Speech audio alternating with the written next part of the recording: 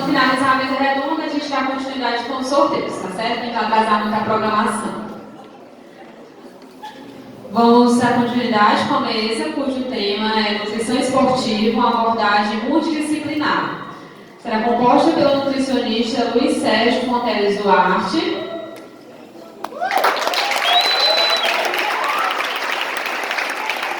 pelo educador físico Elton Daniel Nogueira Godinho e pelo atleta André Luiz Lima Correia. Nutricionista Sérgio Fonteles, nutricionista pela UES, pós-graduada em Nutrição e Exercício Físico, pós-graduada em Nutrição Clínica, mestre em Nutrição e Saúde, professor dos cursos de pós-graduação Lato Sensu, especialização em Nutrição e Exercício Físico pela UES, especialização em Ciências Fisiológicas, UES, especialização em Nutrição Esportiva, IVESP, e especialização em Nutrição Clínica e Fitoterapia da IVESP. O profissional de Educação Física, o Elton Godinho, é graduação em Educação Física pela UES, mestre em Ciências Fisiológicas, doutorando em Ciências Fisiológicas, especialista em treinamento de força, especialista em Fisiologia e Biomecânica do Exercício, membro efetivo da Sociedade Brasileira de Fisiologia, filiado ao ACSM, professor substituto da UES, professor auxiliar da Unifanol, membro da Comissão de Saúde do CREF. E o atleta André Luiz, é triatleta, profissional de Educação Física, concluiu cerca de 21 Ironmans, 3.800 metros de natação, 180 km, ciclismo e 42 km de corrida, e concluiu cerca de 23 Ironmans, 1.900 metros de natação, 90 km de ciclismo e 21 km de corrida. Um dos primeiros cearenses a finalizar uma prova de Ultraman Triathlon e selecionado em 2019 para participar e representar o Brasil no Mundial de Ultra Triathlon no México. Agradeço a presença dos três, a nossa mesa redonda, e gostaria de convidar o professor Elton Godinho para iniciar falando um pouco da sua abordagem.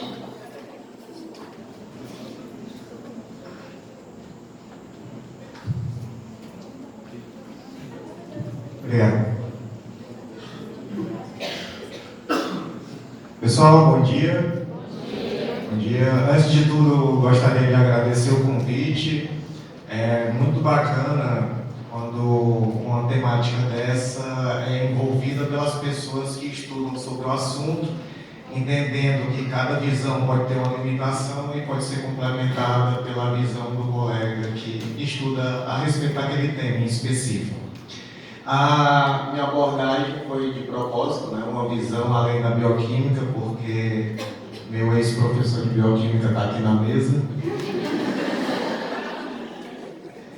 Não dizendo que a visão a partir da bioquímica está incorreta, mas são alguns pontos que podem ser levados em consideração quando você pensa que está falando com um atleta, um desportista e todas as variáveis que podem estar dentro daquele processo de completar aquela disputa de ser um primeiro colocado.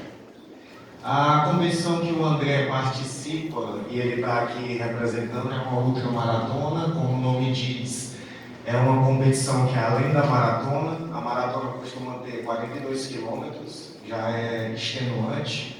A ultramaratona normalmente é mais do que 42 quilômetros, então, por exemplo, ele está em preparação para a ultramaratona do Canidé, não é isso, André? E são 100 quilômetros. E fora o fator distância, algumas coisas têm que ser levadas em consideração, como o calor, como essa modalidade pode ser praticada na altitude, não necessariamente ser praticada num ambiente propício para a corrida, pode ser num terreno arenoso, pode ser em diversas circunstâncias. Então aqui tem alguns relatos de pessoas que fizeram essa prova e o que eles sentiram ao fazer a prova. Então alguns relataram ter alucinações, visão embaçada, picada por insetos, cortes, escoriações, câimbras, problemas cardíacos, problemas respiratórios. Estou te fazendo medo não, viu, André?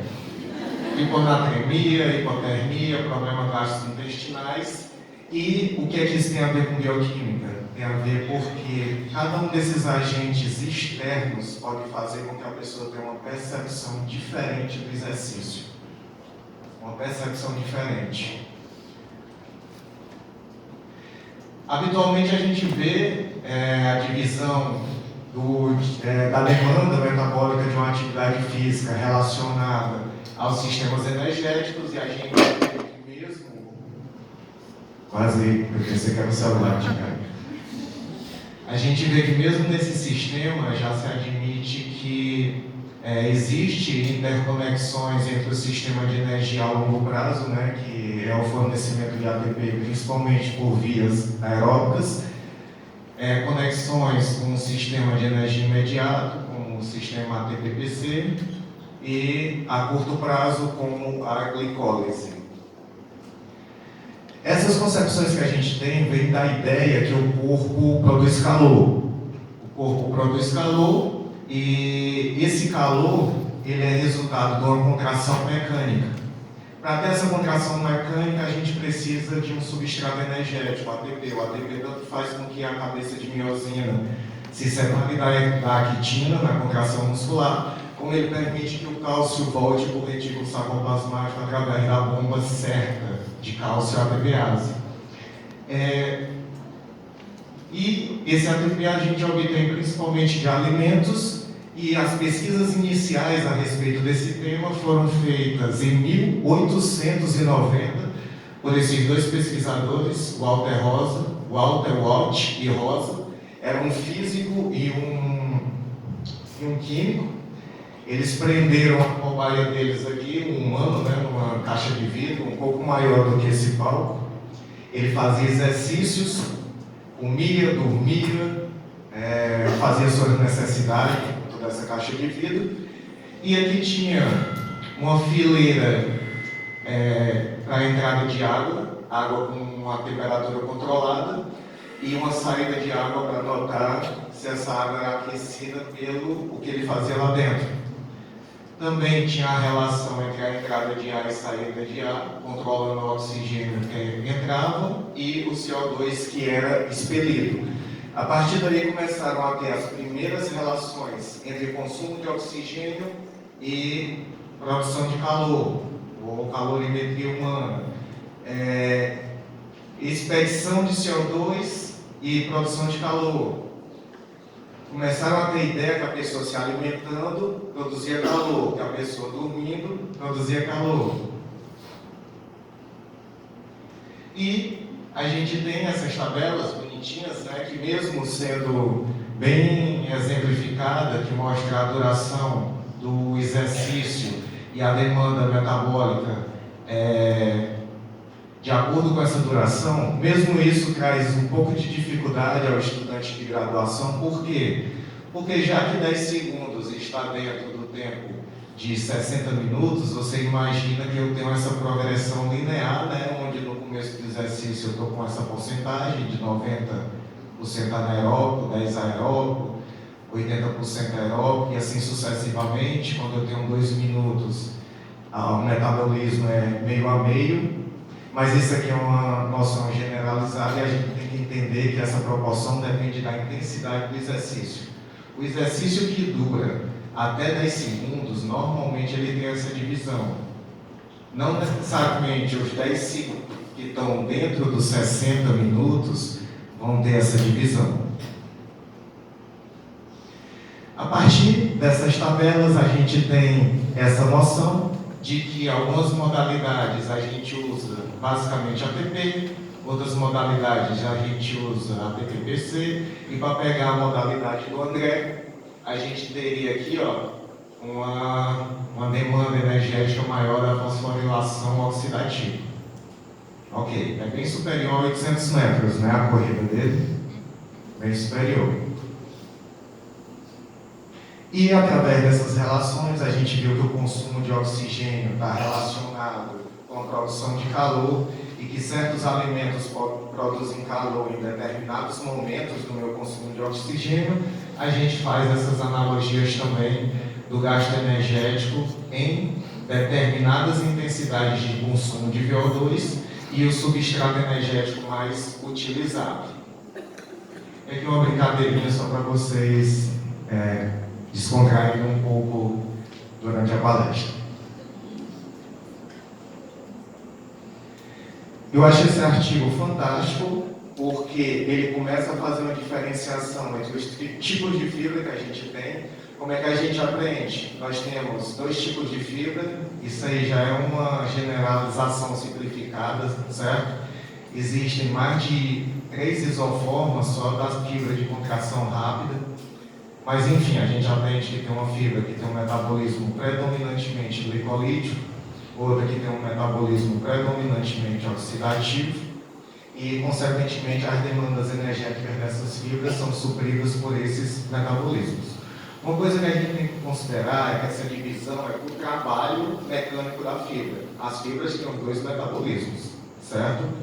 E esse trabalho, ele traz vários parâmetros a respeito de diferenças morfológicas, de propriedades contráteis e bioenergéticas, né, que é o tema da gente, das fibras, e ele destaca, né, primeiro, a fibra do tipo 1, a fibra do tipo 2, e muito bem bolado o uso de um triângulo, porque aqui ele destaca que uma tem uma característica X ou Y mais pronunciada do que a outra, mas a outra também tem essa característica. Ela também tem essa característica. Então, na hora de prescrever um exercício, eu estou dizendo que essas bases não servem de parâmetros, servem, mas na hora de prescrever um exercício, de pensar no suporte nutricional mais adequado para esse exercício, tem alguns pontos que você deve considerar. E aqui eu listo 11 questões a se considerar na prescrição de dieta para atletas. Primeiro ponto, nós temos um controle central, certo? A gente fez uma analogia entre consumo de oxigênio e demanda calórica, aporte calórico. Reparem que eu tenho vários reguladores do bulbo, que é a zona responsável pelo centro respiratório. Um é o próprio córtex motor, isso aqui quer dizer que eu posso controlar minha respiração. E movimentos em que eu controlo a respiração, normalmente eu não estou captando nem a quantidade de oxigênio necessária, nem expelindo a quantidade de oxigênio necessário que já influencia na minha produção de calor. Como vários profissionais de educação física ensinam a controlar a respiração, a maioria do controle é melhor que seja involuntário. Desde quimiorreceptores do arco aórtico, seio carótido, receptores do tecido pulmonar, próprios receptores dos músculos e articulações, até a temperatura central. Pega no exemplo do André. O André costuma correr 42 km. No dia que ele corre num ambiente mais quente, o bulbo dele tem uma interpretação dessa temperatura central e aumenta a excreção de CO2, a eliminação de CO2, por exemplo. Só para ilustrar um exemplo. O estado químico do sangue, se ele está correndo na altitude, ele tem uma composição diferente, consequentemente, ele tem um aporte de oxigênio diferente, uma produção de CO2 diferente, o que também muda a ventilação. Por que eu estou falando de ventilação? Porque vocês viram que alguns dos parâmetros para dizer o tanto de calorias que você gasta numa atividade física é a produção de calor análoga à ventilação, por exemplo.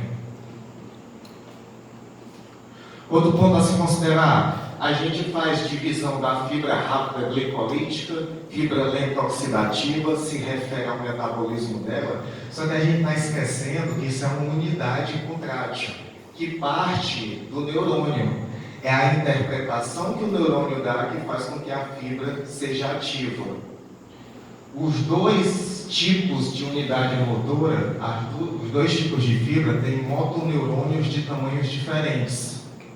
Então, para grandes estresses, eu despolarizo as fibras glicolíticas. Para pequenos estresses, como o que vocês estão tendo agora, para estar sentadinhos aqui, vocês estão contraindo algumas unidades motoras para ficar na posição que vocês estão, vocês usam predominantemente fibras oxidativas. Deixa eu só voltar aqui, porque a gente instalou isso aqui na hora, né? Então, tem alguns tilts aí a resolver. Então, a gente tem essa característica da fibra do tipo 2, que ela responde muito bem a um estímulo alto, ela produz muita energia para resolver aquela tarefa, mas ela se fadiga muito rápido. E a fibra do tipo lenta, ela consegue manter uma contração constante, não se fadiga durante muito tempo, mas em compensação, ela precisa de um estímulo, ela mantém uma força baixa. Pegando o exemplo do André de novo, ele está acostumado a correr 42 km. Ele usa basicamente as mesmas unidades motoras que ele costuma utilizar. Se tiver uma ladeira para ele subir, se tiver uma ladeira para ele descer, se o terreno muda muito, a percepção de estresse que ele tem muda. Consequentemente, ele começa a utilizar unidades motoras maiores e o consumo energético dele é totalmente diferente. O André está correndo uma menina muito bonita na frente dele e ele tenta acompanhar, certo? Ou ele retarda, né, o passo dele. Tudo isso muda a demanda de quantidade de unidades motoras que ele está utilizando. Outro ponto interessante é lembrar que uma unidade motora é um neurônio e várias fibras musculares. E que dentro do mesmo ventre muscular eu tenho um pool de neurônios. Então eu posso ter unidades motoras sendo contraídas, outras não.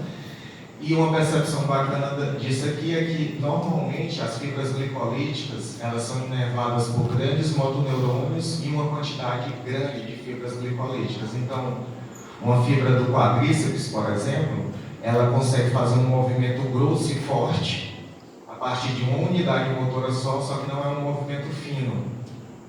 E para escrever, eu tenho um neurônio para poucas unidades motoras. Isso também influencia no gasto energético. Outro detalhe é que nem todo neurônio tem o mesmo potencial de ação. Aqui a gente tem a diferença da despolarização do nociceptor, aqui embaixo, e do mecanoceptor. Falando de forma bem simples, para não entrar na eletrofisiologia, quando você toca em algo quente, você primeiro sente que está quente, tira a mão de forma bem rápida e reflexa, e depois sente os dedos queimando, depois sente a dor. Essa percepção diferente é em relação ao nível de despolarização do neurônio. Essa percepção diferente também é relacionada ao tanto de vezes que você foi submetido àquele estímulo. Um estímulo que é frequente, ele tende a ser automatizado. Vocês não têm que aprender a andar, por exemplo. Hoje vocês não pensam, perna na frente, perna atrás, o gesto é automático. Mas se vocês ficam paralisados por algum minuto durante um tempo, vocês têm praticamente que aprender a andar novamente.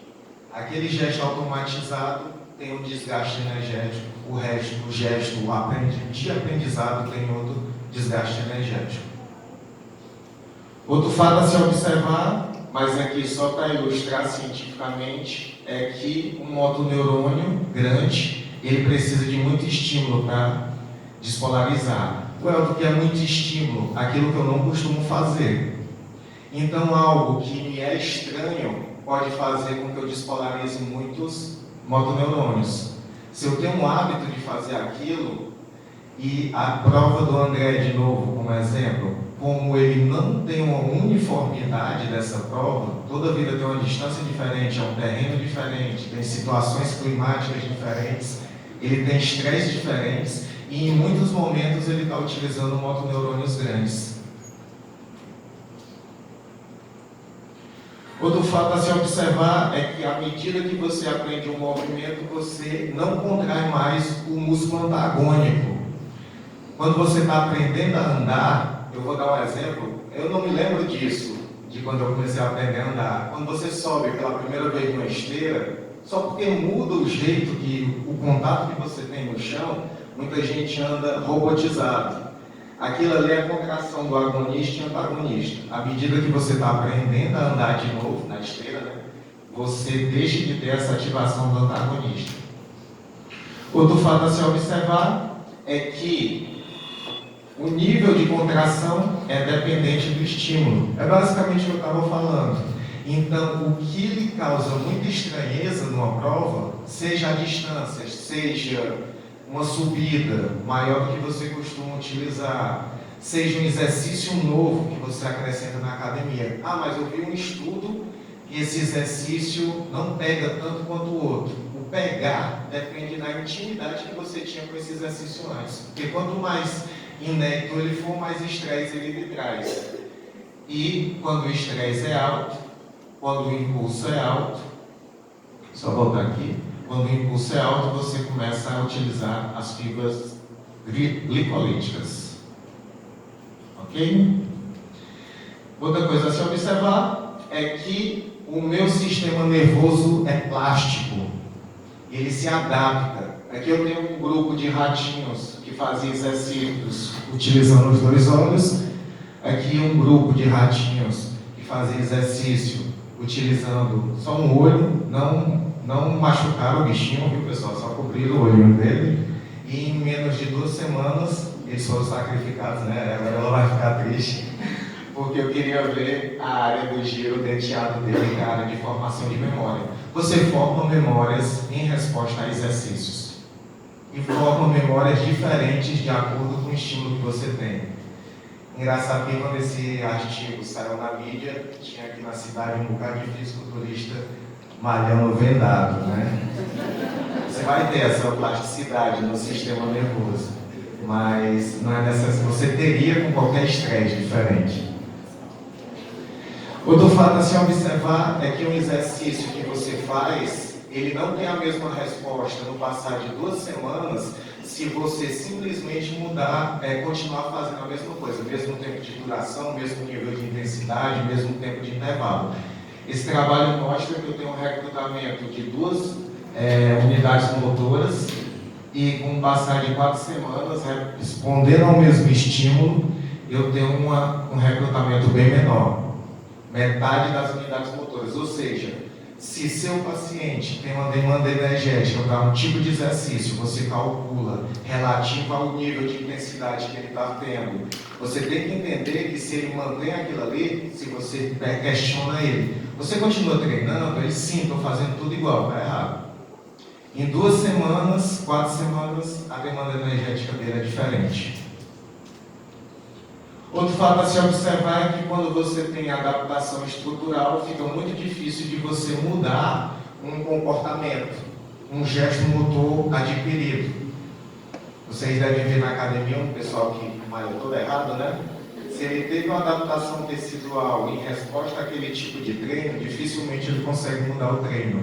Se o André tem um padrão de corrida que eu considero certo ou inadequado, e o corpo dele se estruturou, aquele padrão de movimento, dificilmente ele consegue mudar.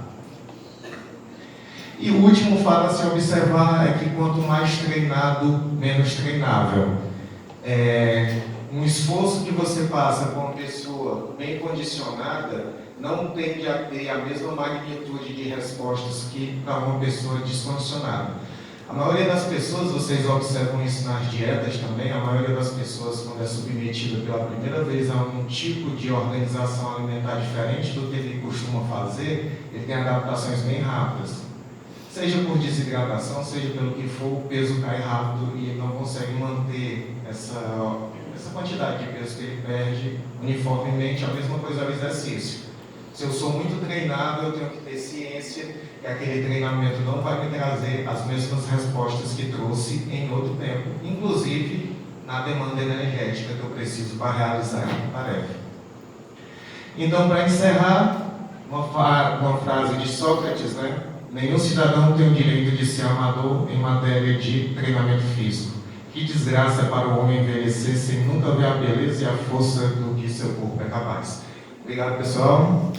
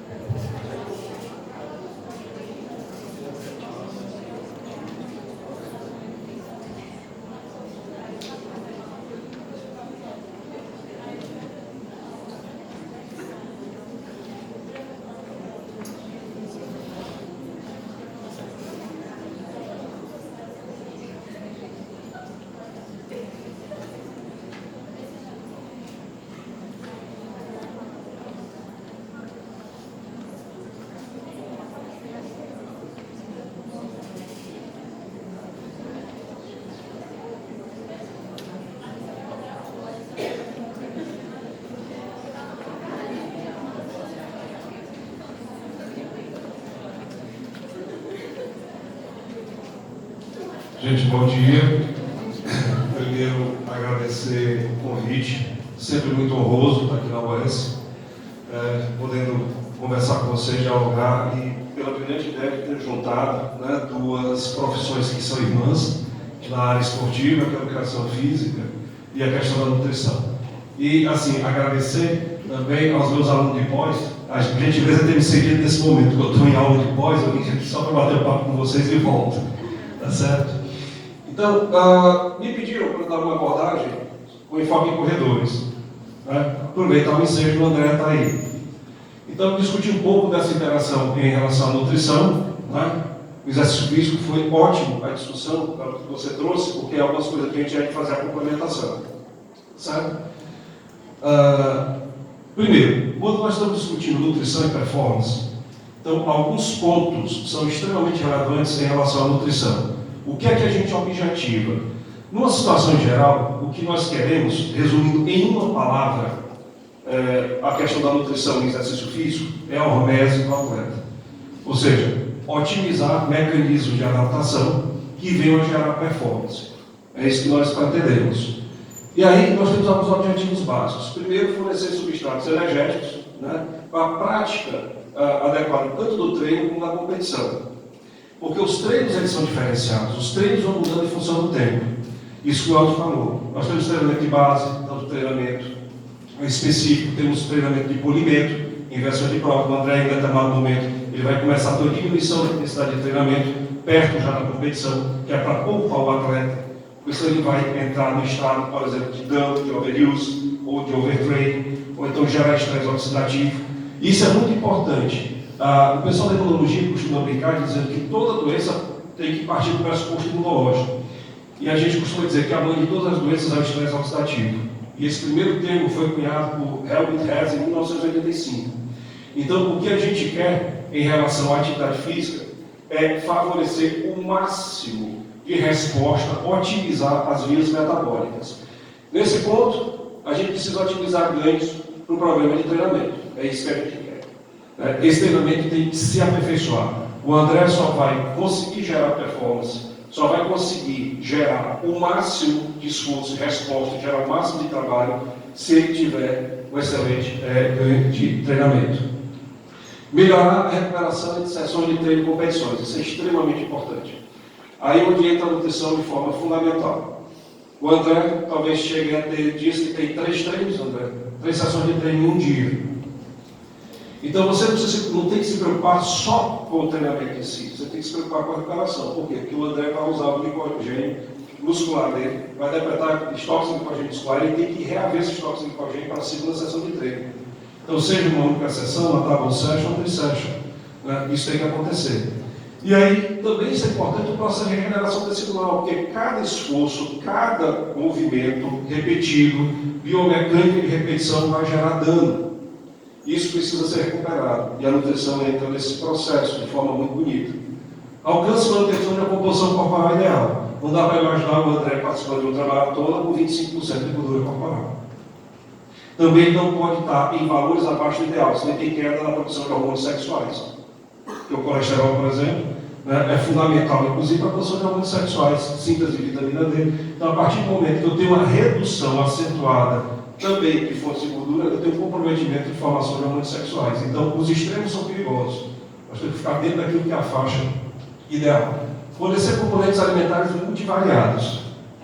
Esquecer esse papo de batata doce com peito de frango, pelo amor de Deus.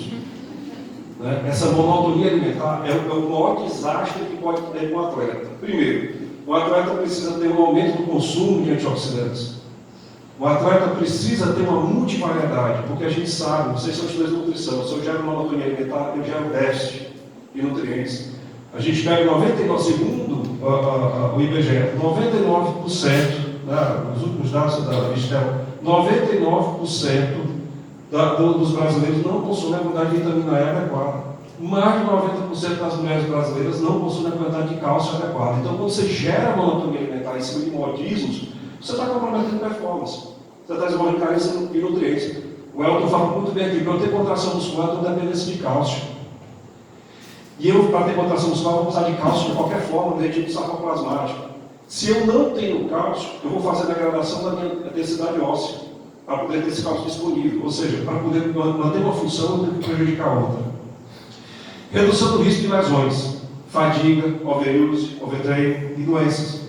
A partir do momento que eu tenho um consumo insatisfatório e a demanda energética ultrapassa meu consumo, eu gero estados de hiperteórese, eu retardo o processo de recuperação, eu gero danos teciduais e eu tenho uma tal regulation do meu sistema imune. E normalmente isso já acontece pós-treino. A partir de 2 horas pós-treino eu tenho uma queda, eu tenho um nadir, que a gente chama, dentro do ponto de vista de contagem de neutrófilos, por exemplo.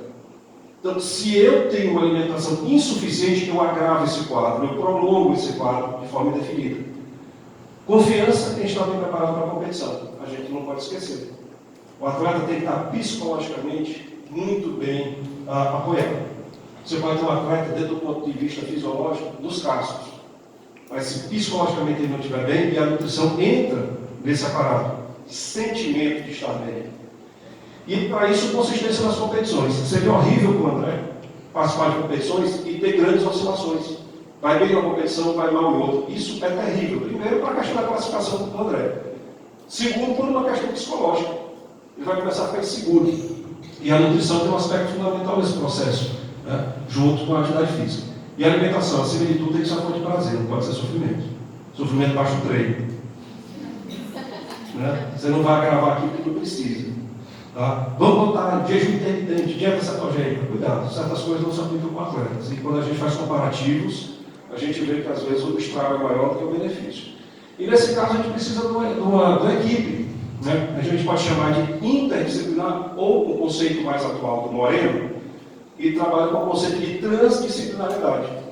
Ou seja, as ciências básicas elas se falam. Né? Eu e o Elton não vamos discutir fisiologia, nós vamos discutir bioquímica. Isso é inerente à formação da profissão da área de saúde. Então esse diálogo ele é possível. O que vai mudar é a questão da prática. Né? Mas o conhecimento de base é fundamental. Então a gente tem vários profissionais envolvidos nesse aspecto. O nutricionista, o educador físico, o médico, o fisioterapeuta, porque vira e mexe vai ter uma lesão. E aí você tem que entender o trabalho que está sendo feito para você otimizar a recuperação desse atleta também. E com o psicólogo. Né? Às vezes o indivíduo está com problemas familiares, ele precisa superar isso dentro da competição, por exemplo. Então é fundamental que tenha esse contexto. E entender que há uma diferença muito interessante entre esporte coletivo e esporte individual. Se você for falar de esporte coletivo, por exemplo, a alimentação do goleiro não é para ser a mesma do lateral. As demandas energéticas são diferentes, as vias metabólicas são diferenciadas. Então, pelo fato de ser jogador de futebol, não é o mesmo princípio metabólico. Eu tenho diferenças em relação à posição que aquele indivíduo assume em campo, a função dele dentro da partida. E aí, alguns fatores que são preponderantes. Né? A coisa não é tão simples quando a gente está discutindo nutrição. Né? Muita gente acha que não, joga suplemento, faz a continha. Não. Você tem que tratar o indivíduo de forma individualizada. O primeiro passo é isso. A gente já vê que a história dos aplicativos por aí não dão certo. Né? O atendimento individualizado. O que é que eu tenho que levar em consideração? Estresse oxidativo e metabolismo energético desse indivíduo. Esse indivíduo, por exemplo, era um indivíduo que passou a vida toda sedentário, ou era um obeso que resolveu fazer atividade física. Esse cara pode ter disfunção mitocondrial, por exemplo. Esse sujeito pode ter comprometimento de detoxificação fase 1 e 2 hepática. Pode não ter a produção endógena de antioxidantes, todo o seu sistema enzimático, de sódio, glutationa, peroxidase, e isso vai gerar mais estresse oxidativo nesse indivíduo. Eu tenho como alimentação também modular isso. Regulação hormonal. Esse indivíduo também, dentro do ponto de vista hormonal, a parte de neurotransmissores, como o Elton colocou muito bem, sujeito a adaptações já, em relação à parte de neurotransmissão, que isso é modulado na própria atividade física. Como é que está o sistema digestório absortivo? Esse indivíduo tem desbiose, uma hiperpermeabilidade intestinal. Se esse indivíduo tem uma hiperpermeabilidade intestinal, ele tem uma absorção maior de metais pesados, então tem uma questão epigenética também envolvida nesse aspecto. Suporte imunológico, integridade estrutural do indivíduo, é o indivíduo que se lesiona com facilidade, é o indivíduo que já vem com doenças inflamatórias de grau subclínico que vão causando dano no processo evolutivo. Já falamos da questão da detoxificação, processo inflamatório. Então, são vários os aspectos que nós temos que observar. E para isso, nós temos que adequar a alimentação desse indivíduo segundo a situação. Nós costumamos imaginar que o indivíduo, por ser atleta, está tudo perfeito. Não, não está. O COB fez um trabalho muito interessante de marcadores bioquímicos com atletas do atletismo. Identificou 25% dos atletas dislipidêmicos. Atletas anêmicos, atletas de ponta, anêmicos. Por exemplo, se alguém for avaliar os marcadores bioquímicos do André, tem que levar em consideração alguns fenômenos que acontecem com ultramaratonistas, como, por exemplo, a hemólise por impacto, a hemólise de marcha, que a gente chama. O indivíduo, quanto mais ele bate o pé, de forma repetitiva, de longa duração, ele tem destruição de hemácias. Então, de repente, o André pode, teoricamente, estar muito bem com a hemoglobina levemente baixa, mas isso é o normal para a modalidade esportiva. Então, existem particularidades decorrentes de cada modalidade que têm que ser trabalhadas, têm que ser interpretadas. E aí, entender que, em uma fase de treinamento, como o Elton muito bem colocou, eu tenho demandas, níveis de intensidade diferentes. Então, eu não posso fazer o mesmo planejamento de base, o meu planejamento específico, o meu planejamento de fase de polimento. Nós temos estratégias alimentares, como supercompensação de carboidrato, por exemplo, e por aí vai. São estratégias que se usam na prática da nutrição esportiva para se ter o máximo de rendimento.